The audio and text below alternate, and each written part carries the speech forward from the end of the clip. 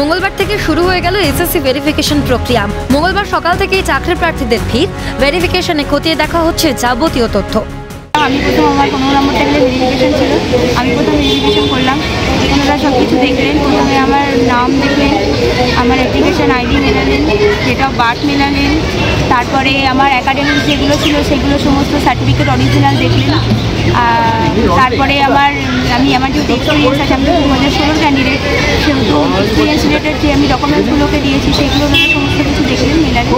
প্রথমত দেখলেন হচ্ছে ইনফরমেশন লেটার, তারপর অ্যাপ্লিকেশন ফর্ম, তারপর যে কোনো একটা আইডি প্রুফ, সে ভোটার কার্ড, আধার কার্ড যেটাই হোক না কেন, তারপর কাস্ট সার্টিফিকেট যার যেটা আছে, যদি কেউ ফিজিক্যাল হ্যান্ডিক্যাপ হয় তাহলে তার সেই সার্টিফিকেট দিতে হবে।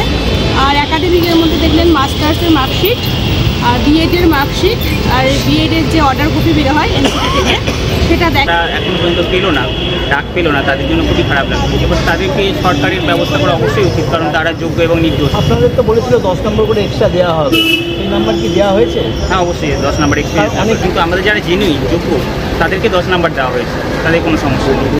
একদিকে যেমন একদল ক্যান্ডিডেট খুশি, তেমন কারো কারো মনে রয়েছে ক্ষোভ। অভিযোগ, তালিকায় থাকা অনেকের নাম নিয়েই প্রশ্ন উঠছে। দেখা যাচ্ছে 97 সালে জন্মগ্রহণ করেও শিক্ষকতার অভিজ্ঞতার 10 নম্বর তাকে দেওয়া হয়েছে। আবার তালিকায় কোথাও অযোগ্যদের নাম রয়েছে বলেও উঠছে অভিযোগ। যদিও এসএসসি ও বিকাশ ভবন আশ্বস্ত করে জানিয়েছে চিন্তার কোনো কারণ নেই, ভেরিফিকেশনে সবার সব তথ্যই খতিয়ে দেখা হবে। কোনো তথ্য অসত্য প্রমাণিত হলে সেই নাম বাদ দেওয়া হবে।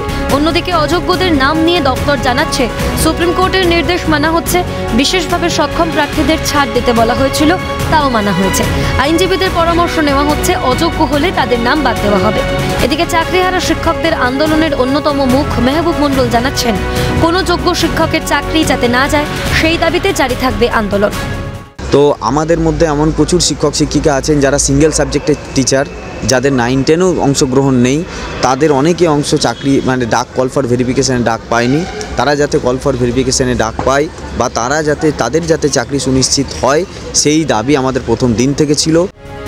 2016 সালে পরীক্ষায় পাশ করা কিছু নাম কেন বাদ, ভেরিফিকেশন ঘিরেই বা এখনো কেন অভিযোগ, হাজার জল খোলার পরেও প্রশ্ন যদিও থাকছেই।